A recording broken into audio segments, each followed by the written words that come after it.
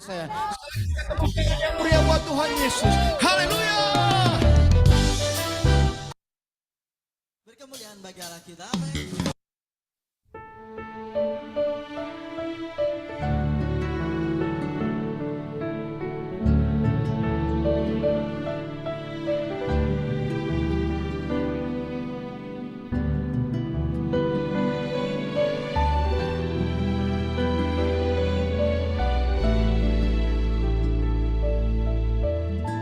Musim akan selalu berganti, kasih Tuhan tetap abadi, tak akan berubah sampai selamanya. Ku tetap percaya, ku yakin Tuhan memberkati. Ya, shalom Bapak Ibu, selamat pagi waktu Indonesia. Ya. Puji Tuhan kita semua sudah terkumpul ya Bapak Ibu. Kita mau melanjutkan dan kita masih berkisar di Hakim-Hakim pasal 9 ayat 1 sampai 20. Kita belum melanjutkan ke ayat 21 dan seterusnya karena saya mendapatkan sesuatu yang baru. Nah, puji Tuhan Bapak Ibu yang tetap setia. Kita berdoa kiranya Bapak Ibu mendapatkan apa yang menjadi pesan Tuhan ini, janji Tuhan digenapi dalam kehidupan Bapak Ibu ya. Untuk itu Bapak Ibu yang terkasih, mari sama-sama kita satu di dalam doa. Mari kita berdoa Bapak Ibu. Tuhan Allah Bapa kami yang kami sembah di dalam nama-Mu Tuhan Yesus Kristus, Allah yang baik, Allah yang mulia, Allah yang penuh kasih, rahmat dan juga cinta kasih-Mu tak pernah berkurang sedikit pun dalam kehidupan kami. Terima kasih ya Tuhan. Kehidupan tanpa-Mu tak terbayangkan oleh kami. Kami gak akan bisa melakukan apa-apa.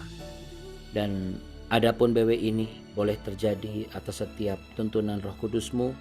Dan bila Roh Kudus-Mu yang akan membuat kami yang mendengar dan mengikuti mengerti, hamba-Mu yang menyampaikan juga dipenuhi oleh rahmat dan hikmat dan cinta kasih Tuhan. Hidup kami diperbaharui, hidup kami diperlengkapi, hidup kami semakin teruji oleh setiap hal yang Tuhan izinkan dalam kehidupan kami. Dan kami dapat melampaui hal-hal yang Tuhan izinkan untuk menguji kehidupan kami.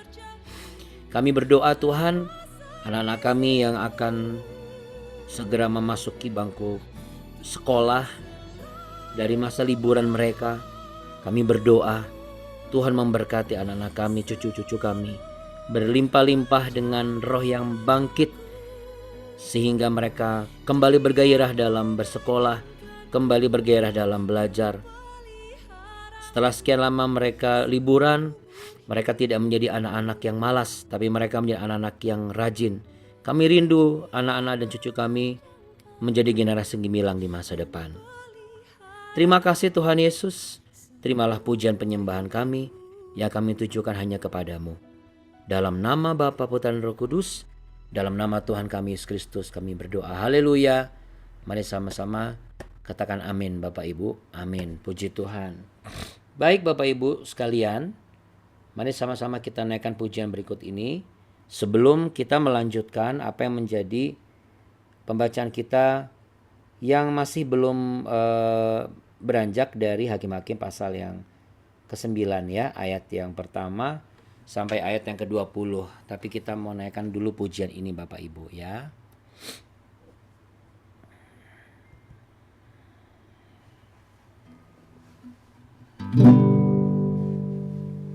Terima kasih Tuhan.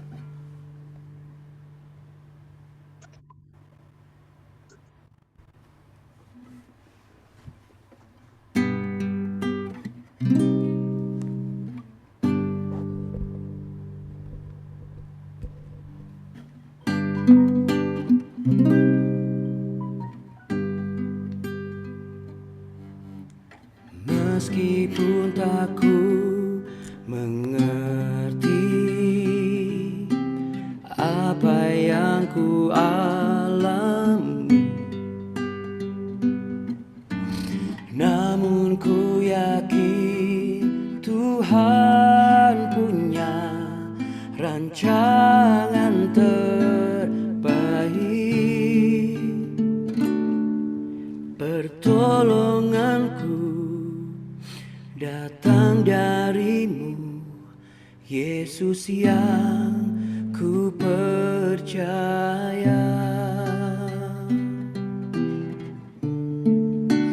Yang tak mungkin bagiku,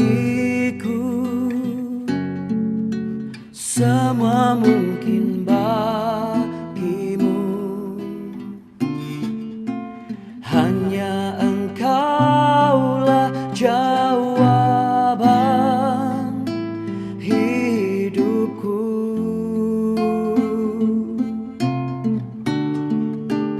Yang tak pernah kulihat dan tak pernah kupikirkan, itu yang Kau sediakan bagiku.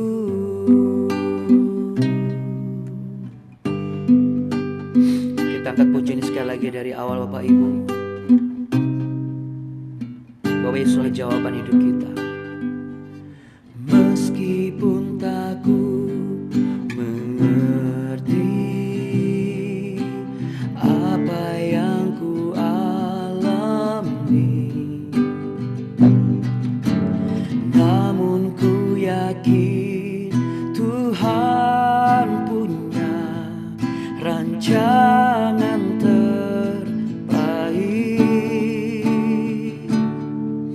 Pertolonganku datang darimu, Yesus yang ku percaya. Yang tak mungkin bagiku, semua mungkin bagimu. Hanya Engkaulah jawaban hidupku.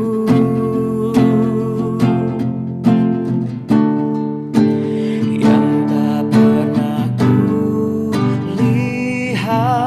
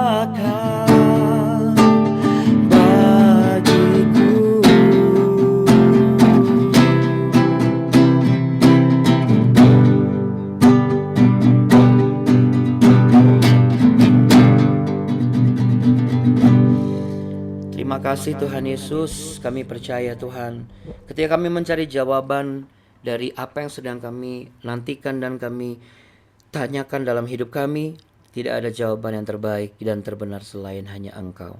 Engkaulah jawaban kami Tuhan. Katakan sama-sama sekali lagi Bapak Ibu, Yesus Kristus, Engkaulah jawaban hidupku. Yuk mari Bapak Ibu sama-sama katakan amin. Amin. Puji Tuhan. Haleluya. Kita beri tepuk tangan yuk Bapak Ibu sekalian. Haleluya. Ya. Kenapa hanya Yesus? Karena cuma Yesus yang bisa memberikan jawaban terbaik dalam hidup kita ya.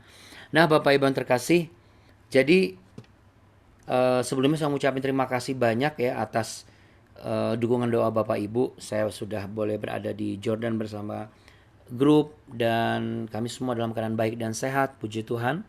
Itu semua anugerah Tuhan dan dukungan doa Bapak Ibu semua.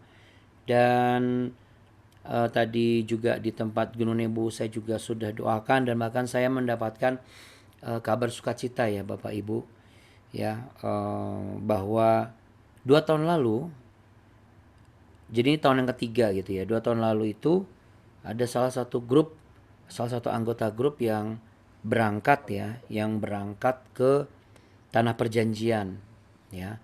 Lalu ketika ketemu dengan saya, yang bersangkutan ini mengatakan bahwa saya ke Tanah Perjanjian ini sebenarnya mewakili sahabat-sahabat saya. Lalu dia sebutkanlah namanya.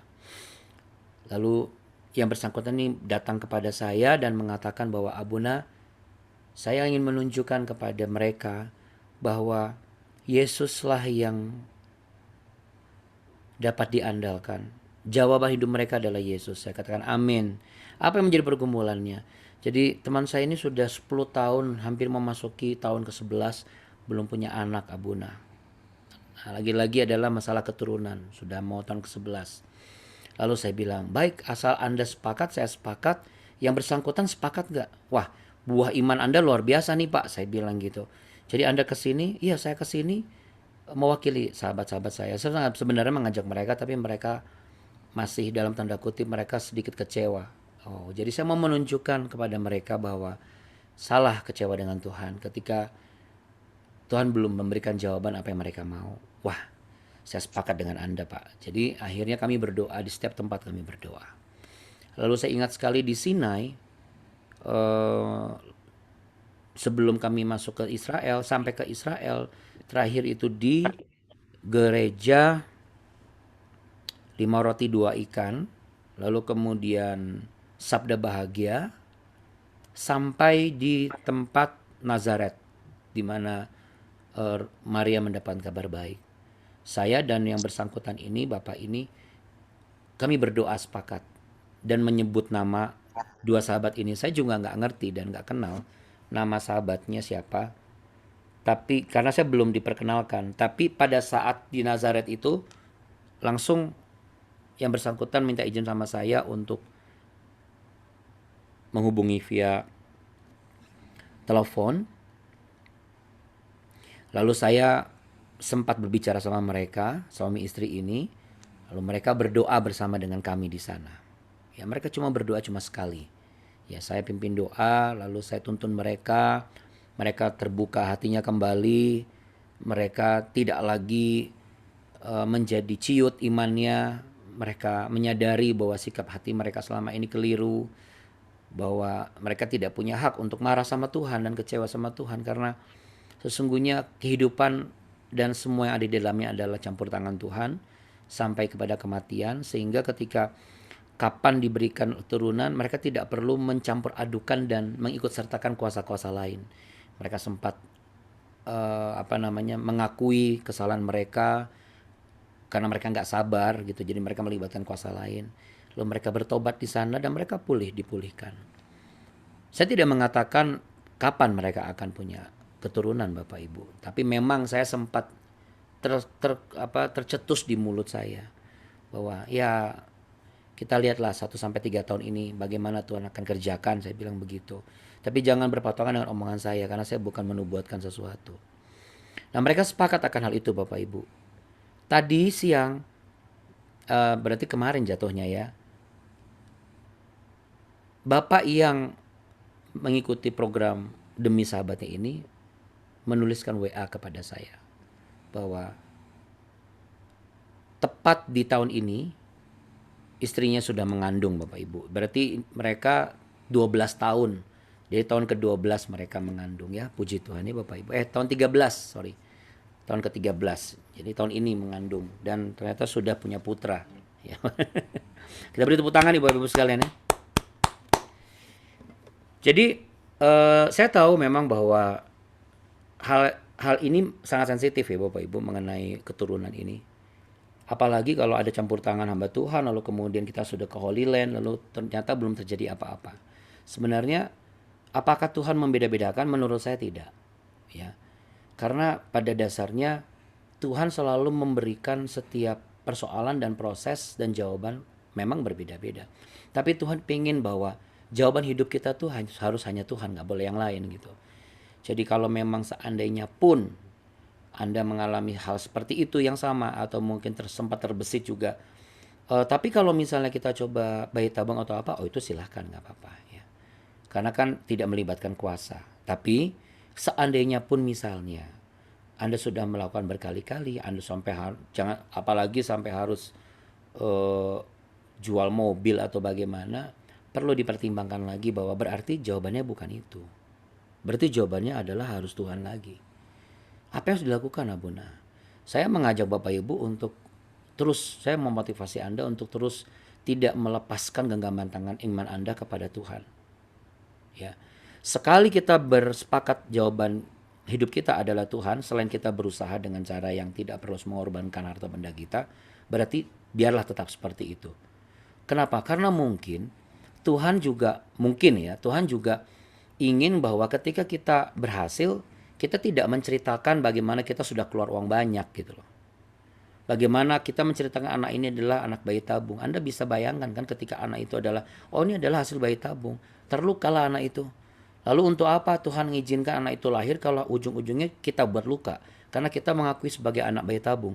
Tapi kalau kita mengakui sebagai adalah campur tangan Tuhan, pasti berbeda hasilnya. Ya. Pada waktu itu saya mengajak sepakat mereka berdoa begini. Anda sudah 4 kali bayi tabung. Anda sudah keluar uang banyak. Anda sudah pernah pakai kuasa lain lagi. Berarti jelas Tuhan tidak menginginkan Anda bercerita ketika anak ini lahir adalah identitasnya bayi tabung. Atau Anda melihat bahwa untung ke orang pintar itu ya, makanya bisa keluar anaknya. Tuhan gak mau itu. Tuhan mau adalah pengorbanan dia di kayu salib. Dan kuasanya, mujizatnya yang terjadi sampai sekarang itu absolut dan pasti. Sekali Yesus, tetap Yesus, selama-lamanya Yesus. Katakan sama-sama saya Bapak Ibu. Sekali Yesus, tetap Yesus, selama-lamanya Yesus. Amin Bapak Ibu. Ya. Nah, ini saya memotivasi Anda Bapak Ibu. Ya. Tapi kalau misalnya ada orang-orang yang mencoba untuk bukan menghasut ya, tapi memberikan satu arahan lalu Anda terpancing menjadi ambisius, menjadi ambisi, menjadi obsesi, berarti itu provokasi bukan motivasi. Karena kita belajar dari hakim-hakim ini ya Bapak Ibu. Di Hakim pasal 9 ini saya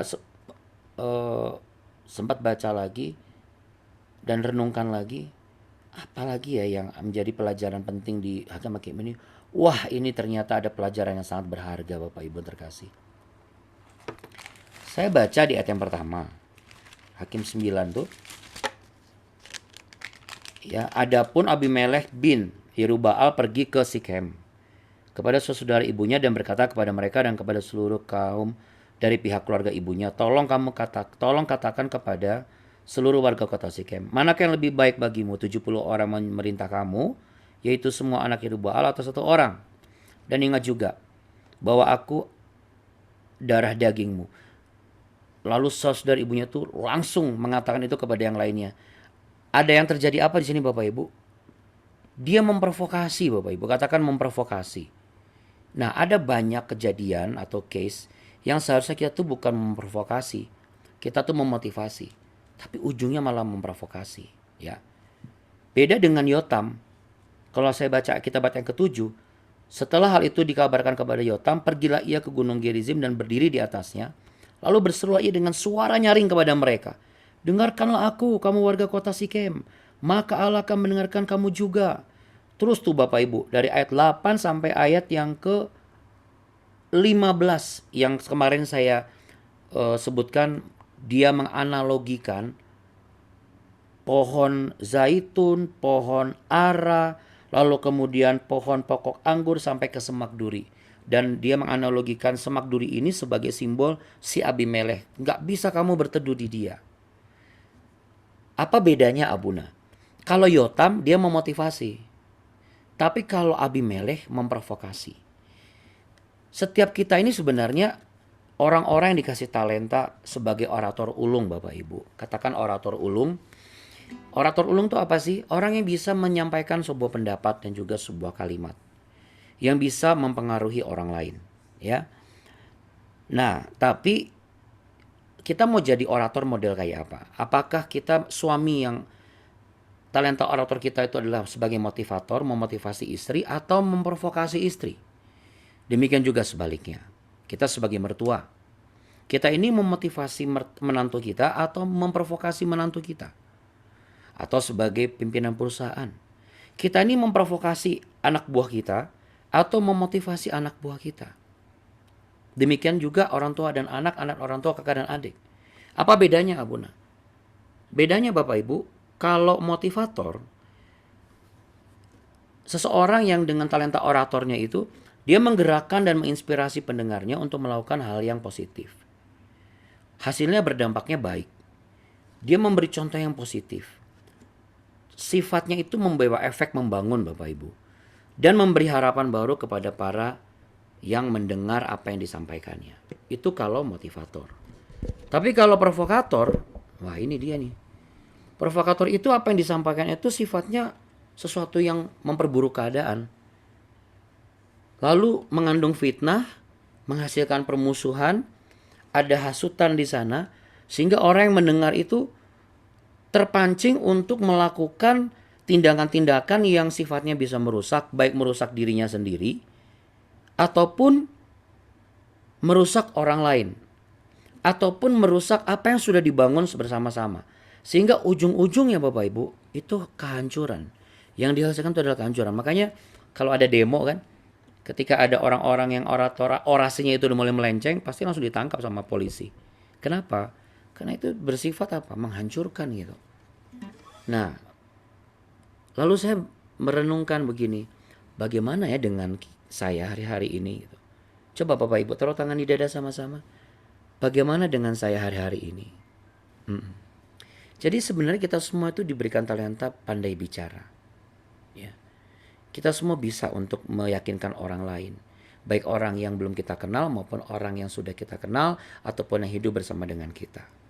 Nah, pertanyaannya adalah, apakah kemampuan yang sudah diberikan oleh Tuhan itu kita pakai untuk memotivasi orang lain, memotivasi anak kita, memotivasi cucu kita, memotivasi menantu kita, memotivasi mertua kita, memotivasi suami atau istri kita untuk melakukan kebaikan, atau justru yang kita perkatakan ini mengandung tendensi tidak hanya menghasut, tapi memancing orang melakukan hal yang sebenarnya orang itu nggak mau lakukan. Apa itu Abuna? Baik mulai dari dengki, iri hati, panas hati, marah, dendam, sampai dia berbuat yang nekat dan berbuat yang jahat. Padahal terlepas kita tidak sengaja misalnya, tapi kita dihadapkan bahwa jawaban setiap permasalahan kan, setiap ayat di Mazmur 4 kan, jikalau kamu marah tapi tetaplah diam dan persembahkanlah korban yang benar, percayalah kepada Tuhan. Berarti jawabannya apa? Bukan masalah diamnya nih, tapi kita percaya nggak kepada Tuhan bahwa ketika situasi yang sedang keruh dan perasaan yang sedang buruk ini, ketika kita bawa kepada Tuhan dan kita tidak terlalu banyak mengungkapkan atau menceritakan, sebenarnya itu jauh lebih baik gitu. Daripada ternyata kalau kita ungkapkan itu bisa mempengaruhi baik itu perasaan orang yang mendengar atau perasaan orang yang sebenarnya tidak terlibat, malah jadi terlibat gitu kan. Sama seperti Abimelekh ini kan. Tapi kalau Abimelekh memang udah niat banget, dia menggunakan Apa yang bisa dia lakukan untuk memprovokasi orang-orang? Saya yakin kalau mereka diajak ngobrol, bukan memprovokasi, mungkin mereka tidak akan membunuh 70 saudara sesuku mereka. Yang satu bapak lain ibu. Nggak mungkin dibunuh semua itu. Tapi karena nadanya tuh provokasi Bapak Ibu. Nah mungkin kita selama ini, coba deh. Abuna kenapa angkat ini? Saya tiba-tiba diingatkan bahwa Gideon itu pernah melakukan hal yang baik. Bapak Ibu ingat ketika suku Efraim tiba-tiba marah? Kenapa tidak dilibatkan perang? Gideon kan tidak memprovokasi. Saya langsung mikir, bisa saja Gideon itu memprovokasi tim yang solid sama dia. Lalu bilang, ini suku Efraim melunjak nih misalnya. Dia melawan titah Allah bahwa saya yang disuruh untuk melawan. Kenapa mereka protes? Mereka seharusnya nurut misalnya. Bisa saja. Tapi justru Gideon meletakkan semua itu seperti meletakkan haknya untuk marah. Seperti meletakkan haknya untuk membela diri. Bahkan memberikan itu kepada Efraim. Bahkan mengatasnamakan bahwa ketika mereka bunuh si Obed dan Zeeb ini, dua raja orang Midian ini, adalah hasil tangan mereka, bukan tangannya dia. Padahal dia yang dikasih ide, dia yang dikasih kuasa, dia yang disertai oleh penyertaan Allah. Tapi siapa yang diberikan? Efraim.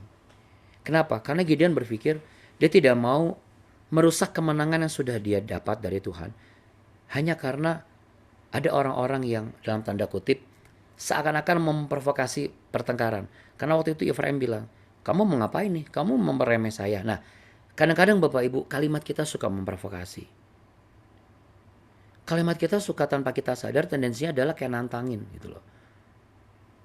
Saya sedang membayangkan kalau suami istri tidak ada kalimat yang menantang, saling nantangin, maka tidak akan ada perselisihan. Mertua dan menantu tidak ada menantang ya, tidak ada kalimat yang mencondong, menyudutkan, saya rasa tidak akan ada perselisihan. Apakah semudah itu Abuna? Jujur tidak akan mudah. Tapi Bapak Ibu, bapak yang tadi saya ceritakan tadi, bisa saja dia memprovokasi sahabatnya. Atau kelakuan sahabatnya ini yang tidak percaya Tuhan, bisa saja memprovokasi iman bapak ini. Tapi bapak ini justru tidak bergeming. Malah bapak ini itu begitu kuat imannya bahwa enggak, kamu tahu enggak, jawaban kamu tuh cuma Tuhan. Sampai dia bela-belain, dia pergi ke Holy Land hanya untuk menunjukkan kepada dua sahabatnya bahwa masih ada Tuhan loh yang harus bisa kamu andalkan.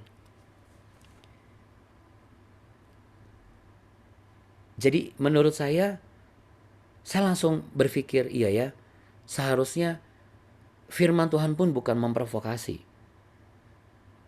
Firman Tuhan pun harusnya memotivasi. Membangun seseorang untuk semakin baik. Peranan seorang suami dan istri pun harusnya saling memotivasi.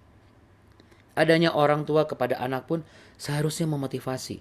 Seringkali kita mungkin lupa ketika kita sudah mohon izin maaf, karena kita sudah merasa mungkin tua, sudah berpengalaman, kita merasa berhak untuk menyudutkan seseorang atau anak kita atau menantu kita. Karena kita beranggapan, kamu tahu apa sih? Saya tahu kamu belang-belangnya kayak gimana. Padahal sebenarnya setahu-taunya kita belang-belangnya orang itu, belum tentu yang kita tahu itu keseluruhannya. Karena yang tahu cuma siapa? Tuhan juga. Berarti yang paling benar terbaik adalah kita datang kepada Tuhan. Kita menjadi orang tua yang bijaksana untuk memotivasi anak-anak kita. Bukan mengikis iman dan kepercayaan diri mereka.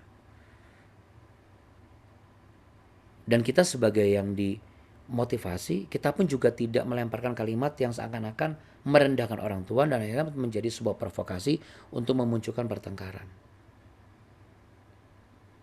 Demikian juga dari atasan kepada bawahan, atau ketika ada orang mencoba memprovokasi, cerai aja jeng, atau udah pisah aja pak, ngapain sih, capek loh kayak begitu. Iblis tuh sering memprovokasi Bapak Ibu ya. Jadi sebelum dia mengintimidasi kita, dia memprovokasi kita. Dia memprovokasi kita dengan mengungkap dan membuka fakta-fakta bahwa Tuhan tuh gagal, suami kamu tuh gak baik, istri kamu itu gak benar, anak kamu itu payah, menantu kamu itu gak berguna. Itu semua kalimat-kalimat provokasi. Nah, kalau kita mengizinkan itu masuk ke dalam otak kita dan hati kita, disitulah iblis tinggal taruh satu yang namanya benih intimidasi. Bayangkan, kita tuh seakan kayak dicocok hidungnya. Jadi iblis gak ngapa-ngapain. Tapi nyocok hidung kita itu yang bikin kita gak bisa ngapa-ngapain. Nah hari ini, apa yang membuat kita sulit untuk berkata-kata penuh dengan kesabaran, lalu kemudian tidak hambar. Supaya kalau misalnya ada yang orang bertanya dengan nada yang kasar, kita tidak terprovokasi dengan mudah. Atau kita pun juga ketika menanyakan, bukan menanyakan yang tendensinya memprovokasi. Bukan seperti polisi ke penjahat gitu, atau ke atasan ke anak buah. Bagaimana selayaknya istri bertanya kepada suami, suami bertanya kepada istri, orang tua kepada anak-anak. Itulah pertanyaannya, itulah bahasanya. Jadi bukan mencari kebenaran sebenarnya. Tapi berkomunikasi, Bapak Ibu, katakan berkomunikasi. Iya. Kita sering terjebak bahwa komunikasi kita harus mendapat jawaban. Bukan. Jawaban tetap dari Tuhan. Jawaban itu cuma ada di Tuhan. Amin Bapak Ibu. Karena sebaik-baiknya dan sesempurnanya orang di hadapan kita, dia bukan Tuhan atas hidup kita. Demikian juga kita pun bukan Tuhan atas hidup dia. Supaya apa? Supaya kita tidak mudah juga jatuh dalam hal yang sama, terprovokasi dengan pertengkaran yang sama. Lalu juga kita juga menjadi orang bulan-bulanan dari intimidasi iblis. Seakan-akan iblis itu gampang banget mengintimidasi kita. Ternyata bukan. Iblis itu cuma memprovokasi kita terus. Kalau kita respon, disitulah intimidasinya berlaku. Tapi kalau kita tidak respon, saya sangat yakin tidak ada satu intimidasi pun yang berlaku atas hidup kita sebagai orang percaya. Amin Bapak Ibu. Sebagaimana di Kolose 4 ayat 6 saya dapatkan begini. Hendaklah kata-katamu senantiasa penuh kasih, jangan hambar, sehingga kamu tahu bahwa kamu harus memberi jawab kepada setiap orang. Coba Bapak Ibu buka yuk sebelum saya tutup. Kolose 4 ayat 6 di perjanjian baru. Kolose 4 ayat 6.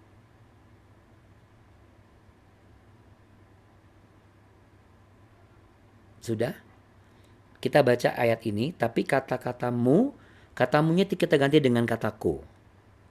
Ya, kata kamu kita ganti dengan kata aku. Bagaimana kamu berarti bagaimana aku. Yuk sambil taruh tangan di dada yuk Bapak Ibu. Ya, dari hendaklah ya, 1, 2, 3. Hendaklah kata-kataku senantiasa penuh kasih, jangan hambar, sehingga aku tahu bagaimana aku harus memberi jawab kepada setiap orang. Ya, Kolose 4 ayat 6. Ya. Oke. Nah, jadi apa yang harus dilakukan Buna?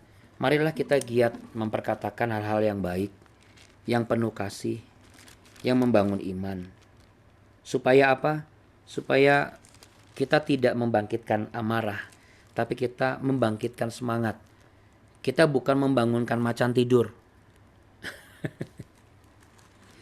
Tapi kita apa? Kita sama-sama menjadi macan tidur. Kita sama-sama memberikan apa? Kebangunan iman ya. Bukan membangunkan macan tidur, membangunkan iman yang tidur. Sudah catat Bapak Ibu di Kolose tadi? Ya, Kolose 4 ayat yang ke-6. Ya. Ada wajah yang agak bingung di situ tadi. Enggak bingung ya, Ibu Leli Kristiani? Mamaku enggak bingung kan ya? Kolose 4 ayat 6. Enggak ya? Oke. Kita baca sekali lagi yuk Bapak Ibu. 1, 2, 3. Hendaklah kata-kataku senantiasa penuh kasih, jangan hambar. Sehingga aku tahu bagaimana aku harus memberi jawab kepada setiap orang. Mari kita pejamkan mata. Renungkan baik-baik apa yang saya katakan ini Bapak Ibu. Memotivasi itu memang lebih sulit daripada memprovokasi. Saya ulangi ya. Memotivasi itu memang kenyataannya lebih sulit daripada memprovokasi. Memang mengajak untuk berbuat kebaikan itu sulit. Itu bagaikan kita memotong seonggok daging dengan pisau yang tumpul. Sedangkan provokasi, yaitu mengajak untuk berbuat kejahatan itu mudah sekali. Membangkitkan amarah itu gampang sekali. Itu semudah membalikkan telapak tangan. Tetapi kita selalu dihadapkan dengan pilihan.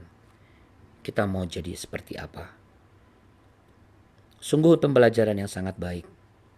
Kita boleh melihat Ternyata pengorbanan seorang bapak yang diperserta 2 tahun lalu ini menghasilkan sesuatu.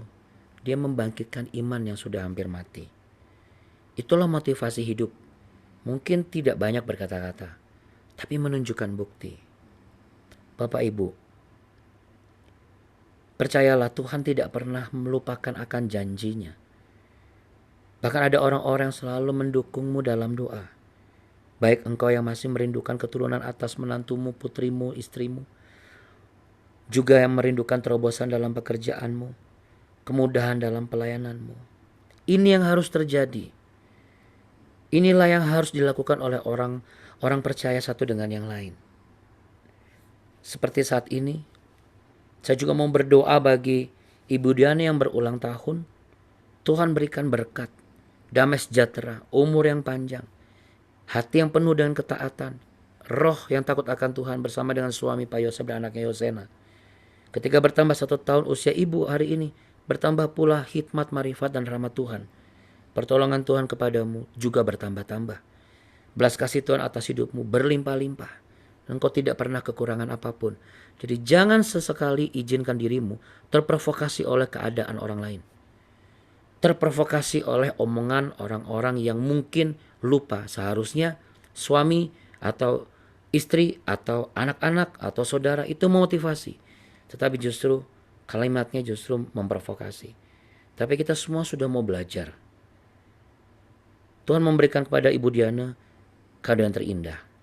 Bahkan yang apa yang tidak pernah engkau lihat oleh mata, timbul di hatimu, didengar oleh telingamu, Tuhan sediakan sebagai hadiahmu di tahun ini. Mari Bapak Ibu ikuti doa ini bersama dengan saya. Ulangi kata-kata saya. Tuhan Yesus, saya rindu dan mau belajar agar setiap perkataan saya memiliki daya pengaruh yang kuat, yang senantiasa penuh kasih, tidak hambar, dan dengan tuntunan Roh Kudus-Mu, saya tahu bagaimana saya harus memberi jawab kepada setiap orang. Yaitu, perkataan saya harus bisa memperkuat iman sesama dan bukan untuk memperkeruh suasana. Katakan sama-sama dengan saya Bapak Ibu, saya seorang motivator, bukan seorang provokator. Tuhan memberkati engkau dan melindungi engkau Bapak Ibu. Terima dengan imanmu dan percaya. Tuhan membuka kandunganmu di tepat pada waktunya. Jadi jangan pernah menyerah dan jangan goyah. Tuhan menghadapkan wajahnya kepadamu, memberimu ketenangan jiwa, damai sejahtera dan jawaban yang terbaik. Di waktu Tuhan yang terbaik, indah pada waktunya. Dalam nama Tuhan Yesus, dalam nama Bapa, Putra, Roh Kudus.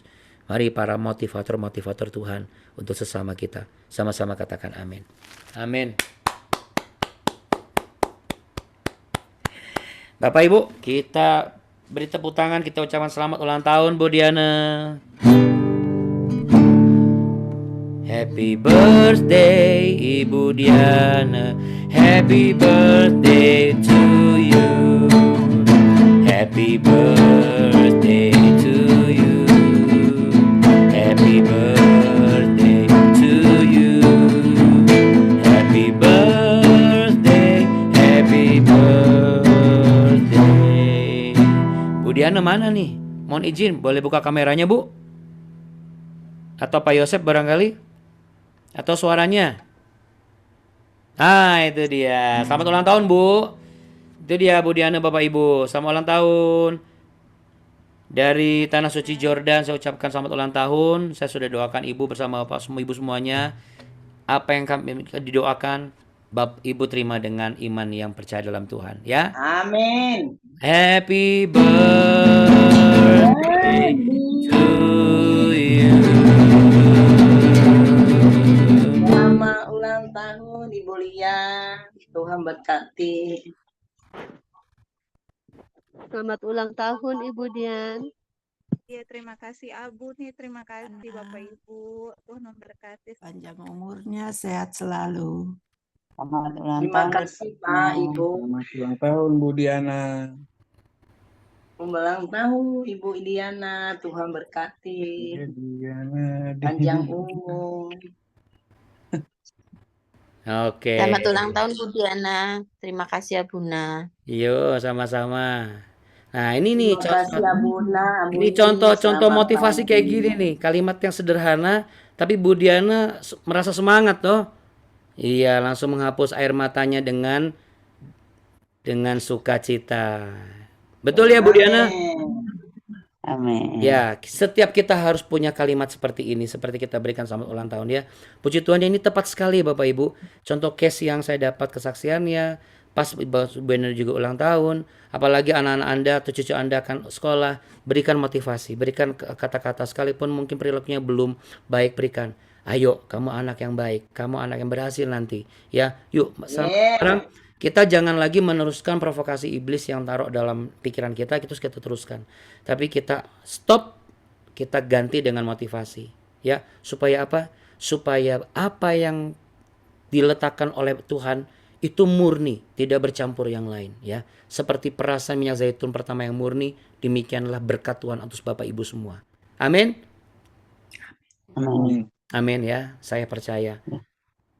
Tidak dalam waktu yang lama kita akan memberi ucapan selamat kepada pasangan yang juga kita doakan terus ya, Pak Juli dan juga Bu Eli, Pak Peno dan Bu Hirma, juga putri dan menantunya Pak Jusman. Saya yakin kita akan menjadi orang yang sangat-sangat berbahagia dan ikut berbahagia. Ya, kerabatnya Pak Bu Duma juga ya. Amin Bapak Ibu.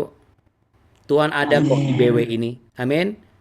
Jadi jangan pernah menyerah. Oke Bapak Ibu, saya mohon izin. Ya, terima kasih Pak Musa. Saya bisa sebut semua nih karena hari ini cuma 18, nggak masalah. Pak Musa, Pak Jusman, Bu Nancy, Pak Dwi, Bu Linda, juga Lavanya, Oma Dora, Oma Leli, Bu Diana, Pak Yosep, kemudian Pak Juli dan Ibu Eli, Abu Nikartika, Bu Yani, lalu Bu Dumas Burian, Opung Misel, ya. Bu Duma itu Opung Agatha, Bu Michelle, Opung Misel itu Bu Mariana, Stepu, Bu Biho, Bu Marta. Oke, itu saja. Saya mohon izin besok saya harus berangkat pagi. Harus mendaki. Oke Bapak Ibu. Oh, dan juga Ibu Risma Manurung ya. Ya, saya yakin nanti ya tidak waktu lama lah. Ada undangan nanti ini dari Bu Leon ya. Amin. Haleluya. Oke Bapak Ibu. Sampai jumpa kalau gitu. Ya, kapan Abuna? Besok kita lanjutkan ya. Bapak Ibu mumpung nyambung nih. Besok jadi Bapak Ibu nanti baca ya di Hakim-Hakim ayat 21 sampai 49. Supaya besok saya tinggal jelasin aja. Ya, boleh ya? Jadi malam ini Bapak Ibu baca Hakim-Hakim pasal 9 ayat 21 sampai 49. Nah, besok pagi saya akan jelaskan. Oke? Karena cukup panjang itu. Jadi biar waktunya pas. God bless Bapak Ibu. Shalom. Tuhan berkati. Terima kasih ya Buna. Terima kasih ya Buni juga. Thank you. Tuhan berkati. Semuanya terima kasih. Terima kasih, Sekali lagi Bu Bapak. Diana, Tuhan OIC berkati. dan BW mengucapkan terima kasih dan selamat ulang tahun. Terima kasih ya Buna. Terima kasih Bapak dan Terima Ibu. kasih Abuna, Abuni. Selamat pagi. Tuhan berkati.